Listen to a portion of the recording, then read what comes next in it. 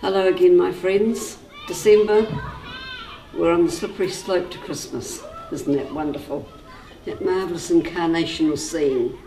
God come among us as a human person. Fantastic. There's a story told of a little 3-year-old girl who sat on her grandfather's knee and stroked his beard, and he was very fond of her and she of him. And she said to him, "Granddad, did God make you?" And her grandfather said, "Yes, dear, God made me a long time ago." A little pause, and then she said, "Granddad, did God make me?" "Yes, dear, God made you just a short time ago." Another long pause, and then she said, "God's getting better at it, isn't he?" A lovely story. It's got a point, I think. God got better at it. God got best at it when he made Jesus, his own son. We tend to, through our carols especially, we tend to get caught up in the gentle Jesus, meek and mild kind of approach. But you know, the incarnation of Christ, our Saviour, was very different from that. Jesus came through Mary's birth canal. He came through the process that we all come through. So it was pain and mess and uncertainty. What it was passion. God's passionate love for our universe, not just our planet, not just each one of us, but everything, as well as everybody, our entire cosmos.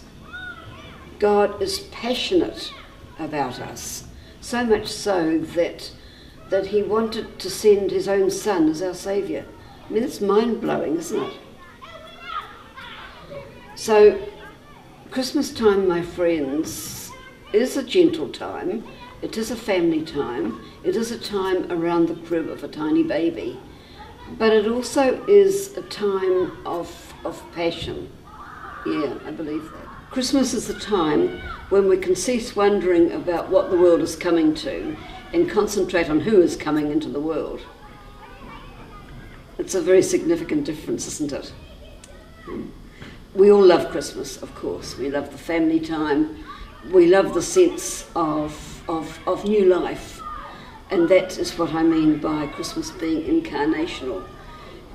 Christ our Saviour is new life, is the real reason for the season, as the slogan goes.